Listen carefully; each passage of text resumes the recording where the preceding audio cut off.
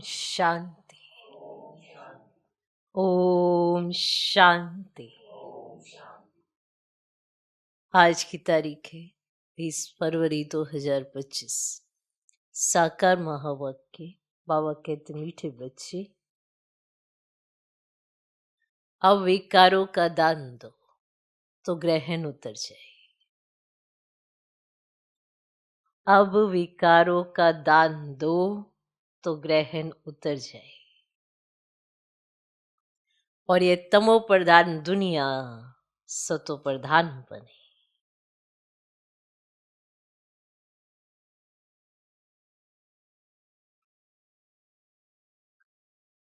अब विकारों का दान दो तो ग्रहण उतर जाए और ये तमो प्रधान दुनिया सतो प्रधान बने। आज का प्रश्न, तुम बच्चों को किस बात से कभी भी तंग नहीं होना चाहिए? तुम बच्चों को किस बात से कभी भी तंग नहीं होना चाहिए?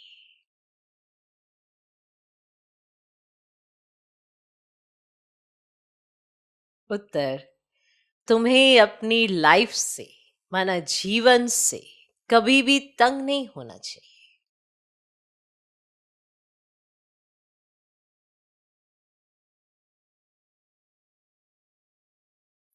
क्योंकि ये हीरे जैसा जन्म गाया हुआ है।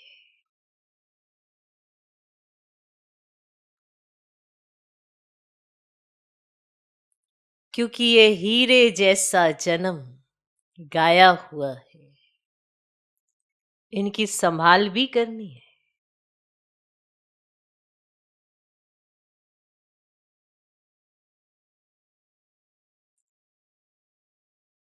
तंदुरुस्त होंगे तो नॉलेज सुनते रहेंगे।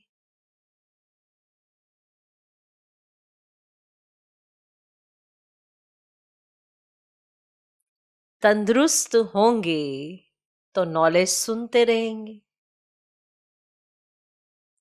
यहां जितना दिन जिएंगे कमाई होती रहेगी, हिसाब किताब चुकतू होता रहेगा।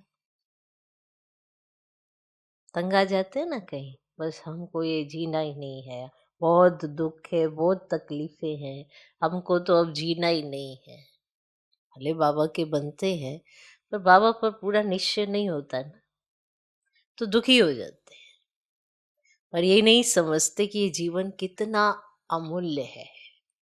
तो जब पता चले तो इसकी संभाल भी करें। तो इसकी संभाल क्यों करनी है? क्योंकि ये अमूल्य जीवन है। कौन सा जीवन है? कैसा जीवन है? अमूल्य जीवन है। तो अमूल्य जीवन की संभाल करें। अगर बीमार भी है तो भी याद तो कर सकते हैं, जीवन तो है। और अगर जीवन ही नहीं रहेगा तो याद क्या रहेगी?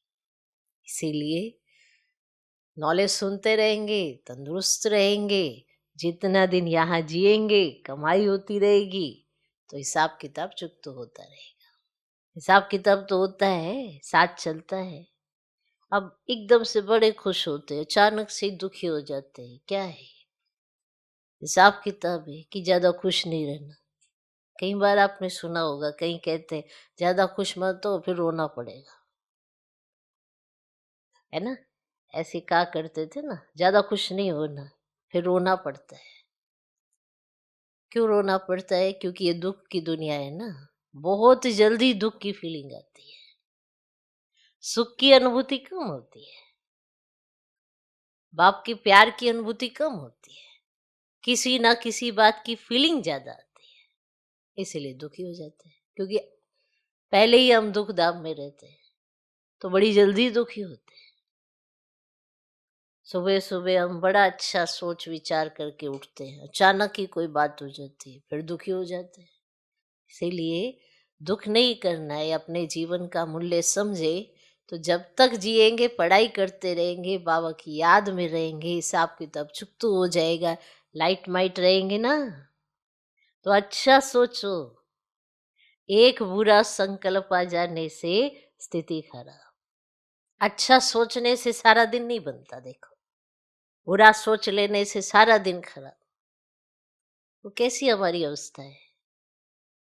अच्छी बातों का चिंतन इतना सा, और बुरी बात लग जाए उसका चिंतन इतना सा।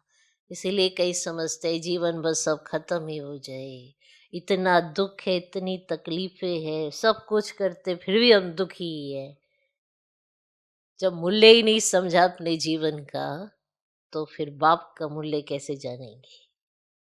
मूल्य समझें तो अपने जीवन का मूल्य समझेंगे तो पता पड़ेगा ना, बाबा ने हीरे जैसा जन्म दिया है। कैसा जन्म दिया है? हीरे जैसा। वैल्यू समझे। क्यों दुखी हो रहे हैं, या क्या दुख है? पता नहीं, उल्टी पुल्टी क्या बात बुद्धि में लग जाए, उस बात का कोई वजूद भी ना हो, फिर भी सोचे जाएंगे, दुखी हो जाएंगे। तो इसलिए अच्छा सोचो, बाबा आया है तुम्हारा जीवन हीरे तुल्य बनाने, तो अच्छा अच्छा सोचो, जीवन से तंग नहीं आना है। ओके।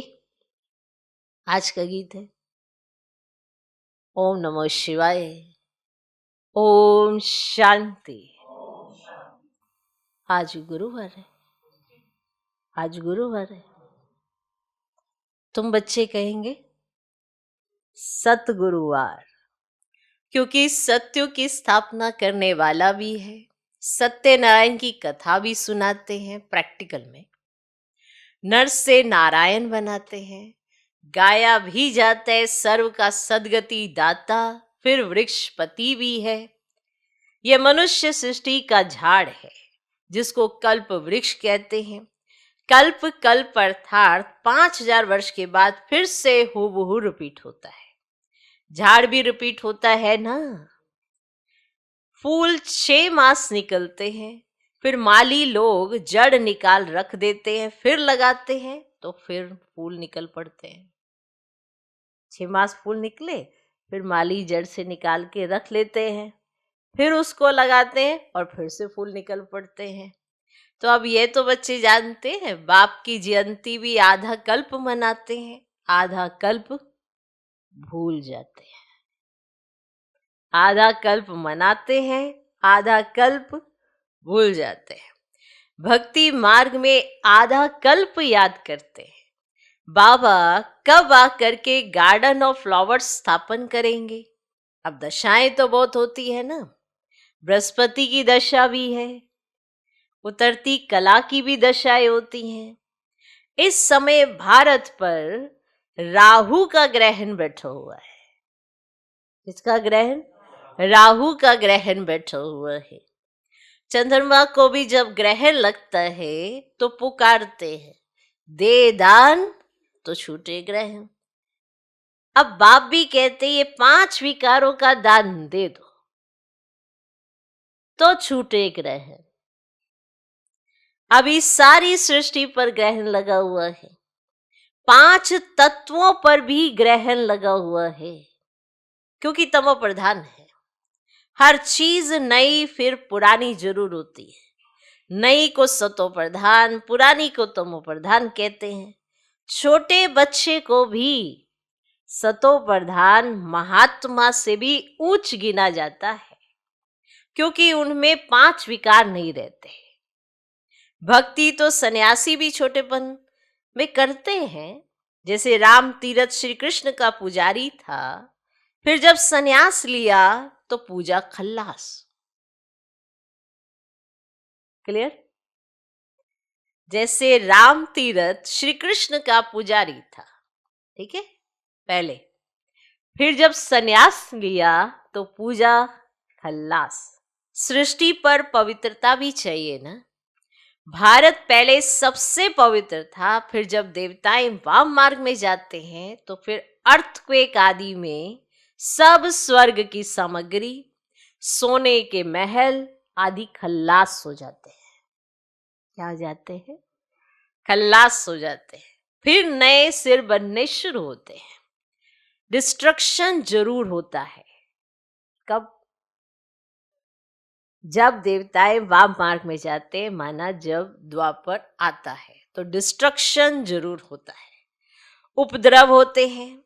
जब रावण राज्य शुरू होता है तो इस समय सब पतित है, सतयुग में देवताएं राज्य करते हैं, असुरों और देवताओं की युद्ध दिखाई है, परंतु देवताएं तो होते ही हैं सतयुग में, वहां लड़ाई हो कैसे सकती।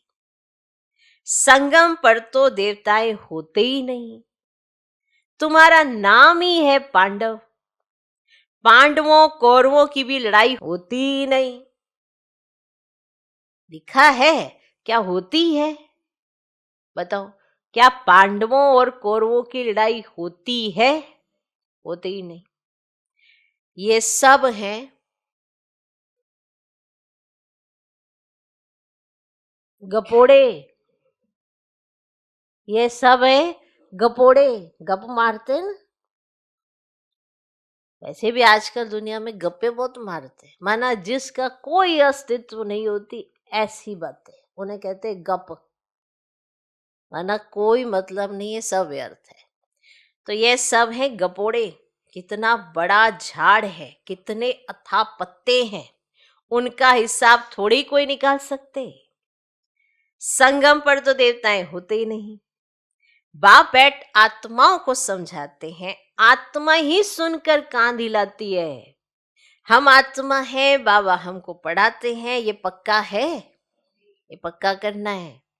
बाप हमें पतित से पावन बनाते हैं। आत्मा में ही अच्छे व बुरे संस्कार होते हैं ना।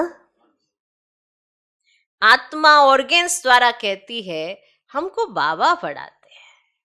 कौन पढ़ाते हैं? हमको बाबा पढ़ाते हैं। बाप कहते हैं हमको भी ऑर्गेन्स चाहिए जिससे समझाऊं। आत्मा को खुशी होती है। बाबा हर 5000 वर्ष के बाद आते हैं हमको सुनाने। तुम तो सामने बैठे हो ना। मधुबन की ही महिमा है। आत्माओं का बाप तो वह है ना, सब उनको बुलाते हैं। तुमको यहाँ सम्मुख बैठने में मजा आता है, मजा आता है,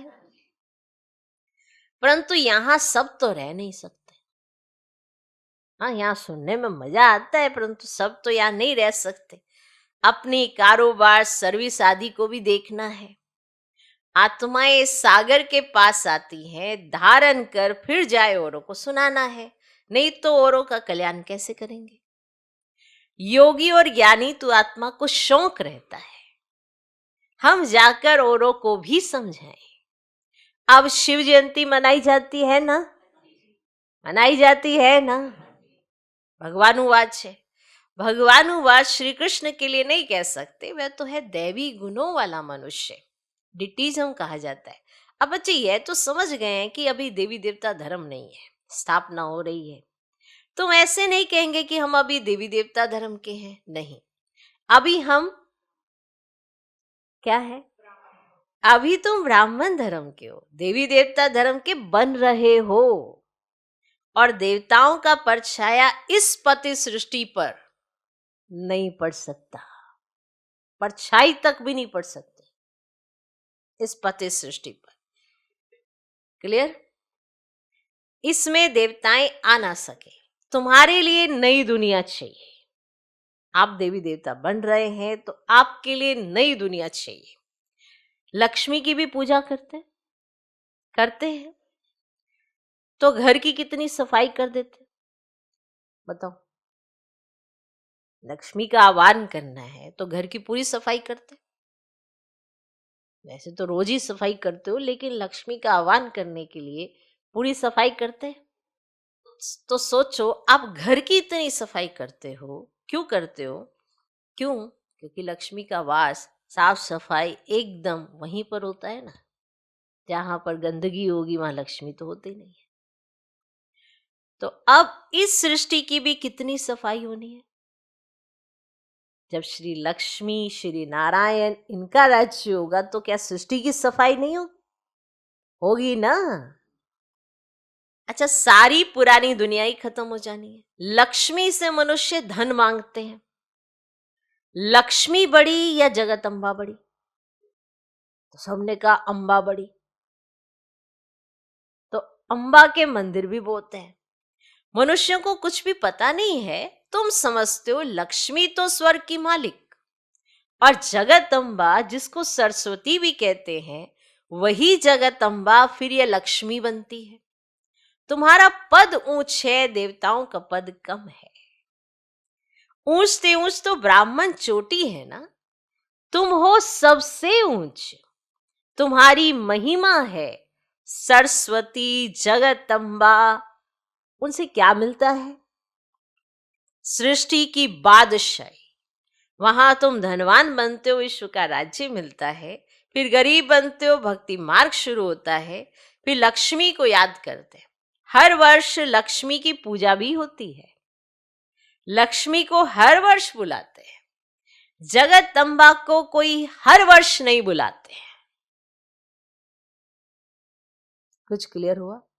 लक्ष्मी को हर वर्ष बुलाते हैं, जगदम्बा को कोई हर वर्ष नहीं बुलाते हैं। जगदम्बा की तो सदैव पूजा होती ही है, सदैव पूजा होती है। जब चाहे तब अम्बा के मंदिर में जाएं, जब चाहे तब अम्बा के मंदिर में जाएं। यहां भी जब चाहो जगदम्बा से मिल सकते हो। तुम भी तो जगदम्बा हो ना, हो ना? तुम भी जगदम्बा हो ना। सबको विश्व का मालिक बनने का रास्ता बताने वाले हो। जगदम्बा के पास सब कुछ जाकर मांगते हैं, सब तरह का, मतलब जो चाहिए वो सब जगदम्बा के पास जाकर मांगते हैं। लक्ष्मी से सिर्फ धन मांगते हैं। उनके आगे तो सब कामनाएं रखेंगे। किनके आगे? जगत अम्बा के आगे तो सबसे ऊंच मर्तबा तुम्हारा अभी है। जबकि बाप के आकर बच्चे बने हो, बाप वर्षा देते हैं। अभी तुम हो ईश्वरीय संप्रदाय, फिर होंगे दैवी संप्रदाय। इस समय सब मनोकामनाएं भविष्य के लिए पूरी होती है। कामना तो मनुष्य को रहती है ना, तुम्हारी सब कामनाएं पूरी होती है। अब यह तो है आसुरी दुनिया। बच्चे देखो कितने पैदा करते हैं। तुम बच्चों को तो साक्षात्कार कराया जाता है कि सतयुग में कैसे श्री कृष्ण का जन्म होता है। वहां तो सब कायदे अनुसार होता है, सब कायदे मिसल होता है। दुख का नाम ही नहीं रहता। उनको कहा ही जाता है सुखधाम। तुमने अनेक बार सुख में पास किया है, अनेक बार हार खाई है और जीत भी पाई है। अभी स्मृति आई है कि हमको बाबा पढ़ाते हैं। स्कूल में नॉलेज पढ़ते हैं, साथ साथ मैनर्स भी सीखते हैं ना। दोनों चीजें सिखाई जाती है, पढ़ाई भी और साथ साथ मैनर्स भी सिखाए जाते हैं। वहां कोई इन लक्ष्मी नारायण जैसे मैनर्स नहीं सीखते हैं। अभी तुम दैवी गुण धारण करते हो, महिमा भी उनकी ही गाते हैं। सर्वगुण संपन्न, 16 कला संपूर्ण। तो अभी तुमको ऐसा बनना है। तुम बच्चों को अपनी इस लाइफ से कभी तंग नहीं होना चाहिए, क्योंकि ये हीरे जैसा जन्म गाया हुआ है। कभी भी अपनी लाइफ से तंग नहीं हो। देखो बातें आती हैं, चली जाती है, समय अनुसार हल्की हो जाती है। जैसे ही समय का उस पे पड़ता है बात हल्की हो जाएगी। लेकिन अगर आप उसी बात को पकड़ के बैठोगे जिसका कोई अस्तित्व नहीं है, तो आप जरूर तंग हो जाओगे। इसलिए ऐसा नहीं करना। कई ऐसा करते हैं, अपने जीवन से तंग हो जाते हैं। नहीं ये बहुत बड़ी बात है, नहीं ये बहुत बड़ी बात है। क्या बड़ी बात है? आपने अपने चिंतन में उस बात को बड़ा रखा है, तो आपने उस बात को बड़ा कर लिया है। कौन सी बात पकड़ लेंगे पता नहीं, और फिर अपने जीवन से तंग आ जाएंगे। क्यों आना जीवन से तंग? ऐसा जीवन कहीं मिलेगा? सारे कल्प में नहीं मिलना है। ना सतयुग में ऐसा जीवन है, ना त्रेता में। वहां तो ये बिल्कुल भी नॉलेज नहीं होती, बस ऐसे ही टाइम पास हो जाएगा, बस ऐसे ही खेल कूद में जैसे टाइम पास नहीं कर लेते। ना कुछ पता है, कोई देवी देवता को कुछ नहीं पता। खुश है? ऐसा नहीं, उन्हें दुख का एहसास ही नहीं, क्योंकि दुख कोई चीज ही नहीं होती वहां। फिर आता है दुख दाम, तो सुख का एहसास नहीं, पता नहीं किस बात से दुखी हो जाए। कुछ नहीं कहा जा, ये दिया तो दुखी, ये नहीं दिया तो दुखी। मतलब किस बात से दुखी हो जाए, कुछ कहा नहीं जा सकता। तो महिमा भी उनकी ही तो गाते हैं। लेकिन अभी आपको बाबा ऐसा बनाना चाहते हैं। देखो पेपर तो आते हैं, कल भी बाबा का था, पेपर आएगा रोज ही फेल हो जाएंगे, रोज ही तंग हो जाएंगे, रोज ही दुखी हो जाएगी, सारे रोज यूनिट टेस्ट में फेल। तो कहाँ आएगा पास विद ऑनर? बनना है कि नहीं बनना पास विद ऑनर?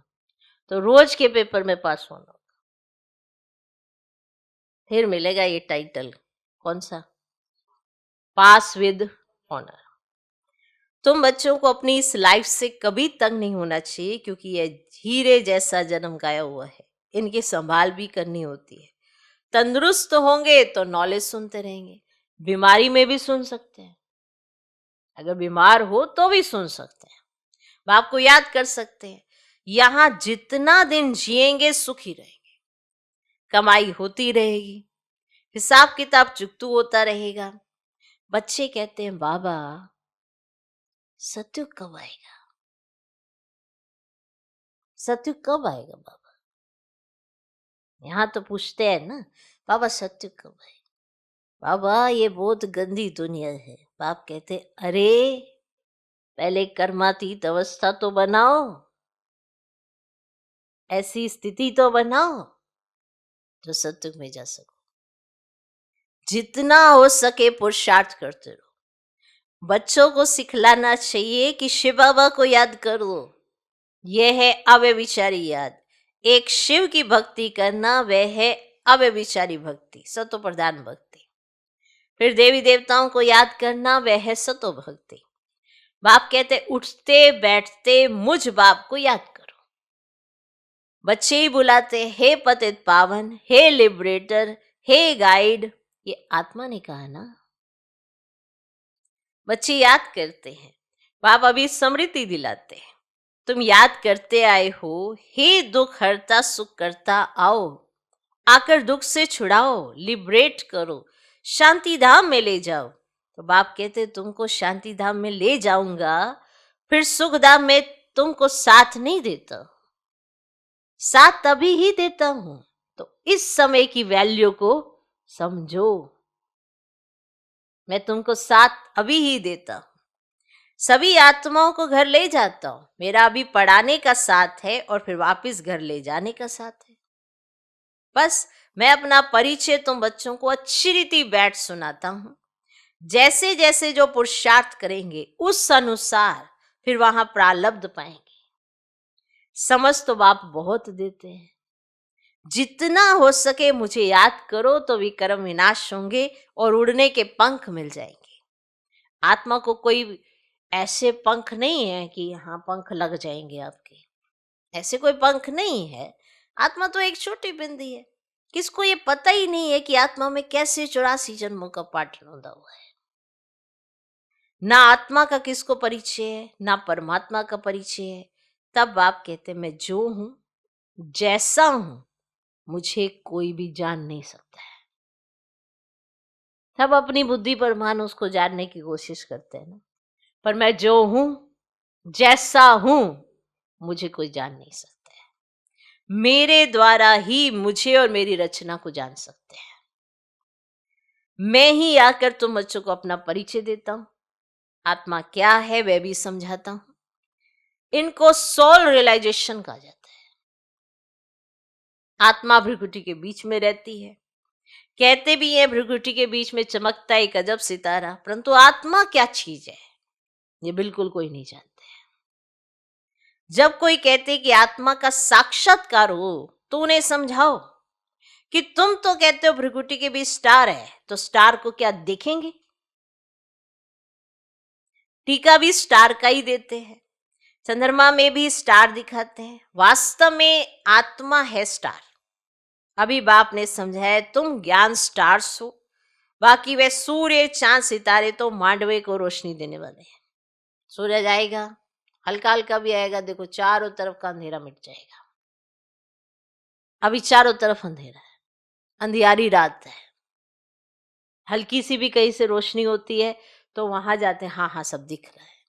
और जैसे ही सूरज आएगा सब कुछ ऑटोमेटिकली दिखाई देने लगे। तो ये है मांडवे को, इसको रोशनी देने वाले। वह कोई देवता ही नहीं है। भक्ति मार्ग में सूर्य को भी पानी देते हैं, माने सूर्य को पानी दे रहे हैं। और भक्ति मार्ग में ये बाबा भी सब करते थे, सूर्य को पानी देते। सूर्य देवताए नमः, चंद्रमा देवताए नमः कहकर पानी देते थे। बाबा अपना बता रहे, मैं ऐसे पानी देता था, सूर्य को भी और चंद्रमा को भी पानी देते थे। अब ये सब है भक्ति मार्ग। इसमें तो बहुत भक्ति की हुई है, इसमें तो बहुत भक्ति की हुई है। नंबर 1 पूछे तो फिर नंबर 1 पुजारी बने हैं। नंबर तो गिनेंगे ना, रुद्रमाला के भी नंबर तो है ना।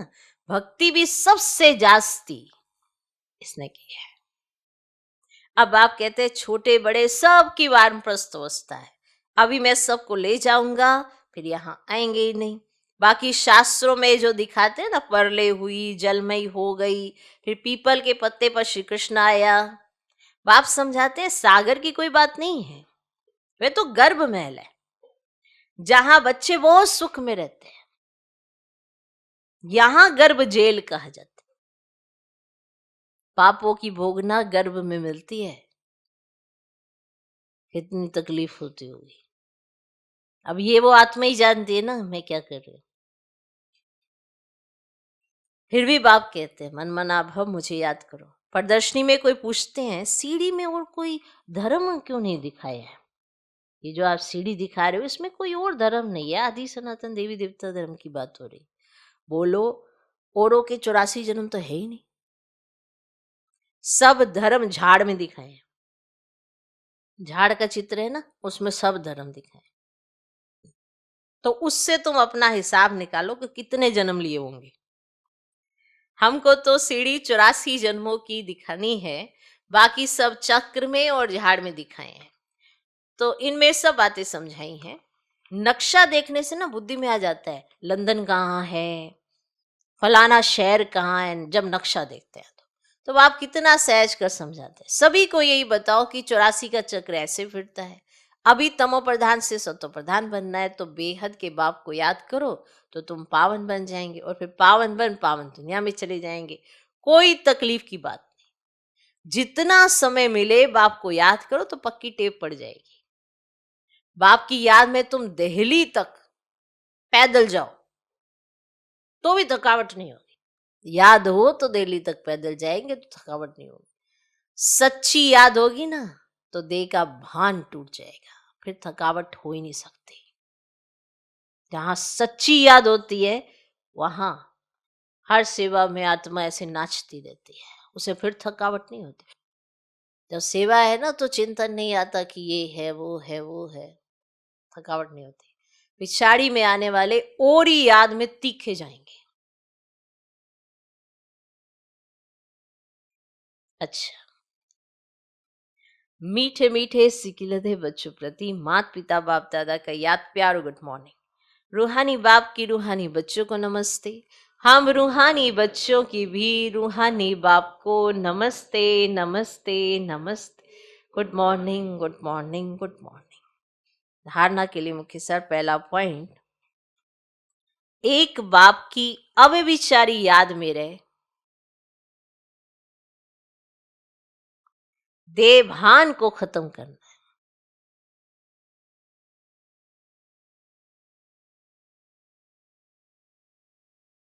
एक बाप की अव्यभिचारी याद में रहे, देभान को खत्म करना है, अपनी कर्मातीत अवस्था बनाने का पुरुषार्थ करना है। अपनी कर्मातीत अवस्था बनाने का पुरुषार्थ करना है।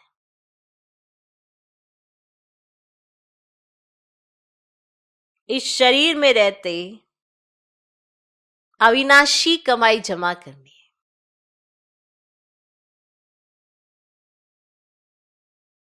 इस शरीर में रहते अविनाशी कमाई जमा करनी है। एक बाप की अव्यभिचारी याद में रहे, देवभान को खत्म करना है, अपनी कर्मातीत अवस्था बनाने का पुरुषार्थ करना है, इस शरीर में रहते अविनाशी कमाई जमा करनी है। दूसरा पॉइंट, ज्ञानी तू आत्मा बन, औरों की सर्विस करनी है,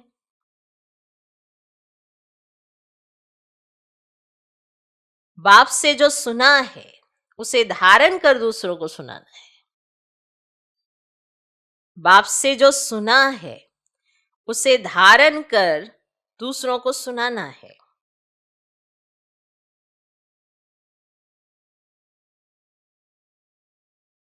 पांच विकारों का दान दे,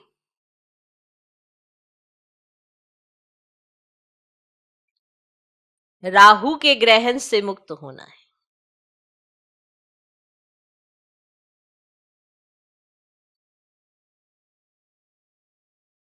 पांच विकारों का दान दे, राहु के ग्रहण से मुक्त होना है। आज का वरदान, एक मत और एक रस अवस्था द्वारा धरनी को फलदायक बनाने वाले हिम्मतवान भव। एक मत और एक रस अवस्था द्वारा धरनी को फलदायक बनाने वाले हिम्मतवान भव। जब आप बच्चे हिम्मतवान बनकर संगठन में एक मत और एक रस अवस्था में रहते व एक ही कार्य में लग जाते हो तो स्वयं भी सदा प्रफुल्लित रहते और धरनी को भी फलदायक बनाते हो। जैसे आजकल साइंस द्वारा अभी अभी बीज डाला, अभी अभी फल मिला, ऐसे ही साइलेंस के बल से सहज और तीव्र गति से प्रत्यक्षता देखेंगे। अभी अभी बीज डाला, अभी अभी फल निकला, ऐसे ही साइलेंस के बल से सहज और तीव्र गति से प्रत्यक्षता देखेंगे। जब स्वयं निर्विघ्न एक बाप की लगन में मगन, एक मत और एक रस रहेंगे तो अन्य आत्माएं भी स्वतः सहयोगी बनेंगी और धरनी फलदायक हो जाएगी। तो जब स्वयं निर्विघ्न एक बाप की लगन में मगन, एक मत और एक रस रहेंगे तो अन्य आत्माएं भी स्वतः सहयोगी बनेंगी और धरनी फलदायक हो जाएगी। आज का श्लोक, जो अभिमान को शान समझ लेते वह निर्माण नहीं रह सकते। कईयों को लगता है ना कि अरे ये तो हमारी अथॉरिटी है, हम तो अथॉरिटी में रहते हैं। बाबा ने कहा है ना, हमारा स्वमान ये, हम तो अपनी अथॉरिटी में रहते हैं। लेकिन ये जरूर चेक कर लेना कि आप जिसे अथॉरिटी समझ रहे हो, क्या वो अभिमान तो नहीं है। अगर वो अभिमान है, स्वमान नहीं है, तो आप निर्माण नहीं है। फिर आपको बहुत जल्दी फीलिंग आएगी। यहां भी फीलिंग का कनेक्शन है। अगर आपको नाम मान शान की चाहना है, तो अगर आपको कहीं ऐसा लगेगा कि अरे ये तो मेरा अपमान है, ये मेरे को फीलिंग आ गई, ये मेरे को अभिमान, ये जो चीजें आ रही हैं, माना आप निर्माण नहीं है। इसलिए आपने अलग तरह की अथॉरिटी जो बाबा ने हमें स्वमान दिए हैं उसका भी अभिमान कर लिया है। कहिए ना, हम तो बहुत समझदार हैं, हमें सारा ज्ञान है, हमें ये बिल्कुल समझ है, हमें क्या, हम कोई बुद्धू दिखते हैं, हमें तो सब समझ है, वो ऐसा कर रहे हैं, वो ऐसा कर रहे हैं। बाबा याद नहीं रहा और मैंपन आ गया। मैं होने लगी। थोड़े समय के बाद पता चला कि मैं दूसरों को रिस्पेक्ट नहीं देता। तो जो अभिमान को शान समझ लेते ना, वे निर्माण नहीं रह सकते। अव्यक्त इशारे, एकांत प्रिय बनो, एकता और एकाग्रता को अपनाओ। एकांतवासी और रमणीकता, दोनों शब्दों में बहुत अंतर है, लेकिन संपूर्णता में दोनों की समानता है। जितना ही एकांतवासी उतना ही साथ साथ रमणीकता भी हो। रमणीकता किसी के साथ हंसी मजाक को नहीं कहा जाता, मिलनसार होने को कहा जाता है। ये बात आप समझना। कई बार हम, अरे मैं तो मजाक कर रहा था, अरे मैं तो मजाक कर रही थी, इसमें हम बहुत कुछ कह जाते हैं, जबकि इसके लिए हमें मना किया गया है। फिर भी हम कह जाते हैं, अरे हम तो मजाक कर रहे थे, हम तो ऐसा कुछ, हमारा ऐसा कोई भाव नहीं था, पता नहीं आपको फीलिंग क्यों आ गई, आपको बुरा क्यों लग गया। तो रमणीकता का अर्थ होता है मिलनसार, और एकांतवासी का अर्थ होता है अकेले रहना। अब ये दोनों का तालमेल कैसे बनाओगे? तो एकांत में रमणीकता गायब नहीं होनी चाहिए। मैं ना आपको आप कहे अरे मुझे ना अकेले रहना ही अच्छा लगता है, बाबा की याद बनी रहती है, और जैसे ही संगठन में आए तो फट जाते हैं, एक दूसरे के साथ तालमेल ही नहीं बना पाते, बुरी लग जाती है हर बात, फीलिंग आ जाती है, दुखी हो जाते हैं, रोने लग जाते हैं। तो कहते इसीलिए हम तो अकेले अकेले सेवा करना पसंद करते हैं, दूसरों के साथ हमसे सेवा ही नहीं होती है। ऐसे तो एकांतवासी, एकांत में रमणीकता गायब नहीं होनी चाहिए, दोनों समान और साथ साथ रहे। अभी अभी एकांतवासी, अभी अभी रमणीक, जितनी गंभीरता उतना ही मिलनसार भी हो। मिलनसार का अर्थ होता है कि सर्व के संस्कार और स्वभाव से मिलने वाला, सबके साथ स्वभाव संस्कार मिला के चलने वाला, उसे कहते हैं मिलनसार है। कि माना ये तालमेल को बिगाड़ता नहीं है, मिलनसार है। ये सब जैसा भी माहौल होता है, जैसा भी होता है, ये अपने आप को ढाल लेता है। हर चीज का बैलेंस चाहिए, तब आप वो कार्य करेंगे। आपको खुद को भी खुशी मिलेगी, आपने दूसरों को भी खुशी दी, आप स्वयं भी संतुष्ट रहे, आपने दूसरों को भी संतुष्ट किया। वरना आपको अपने लेवल का ही सब कुछ चाहिए, तो आप फिर कहाँ से फिर वो आत्मा बनेंगे। एकांतवासी और रमणीकता दोनों शब्दों में बहुत अंतर है, लेकिन संपूर्णता में दोनों की समानता रहे। जितना ही एकांतवासी उतना ही फिर साथ साथ रमणीकता भी हो।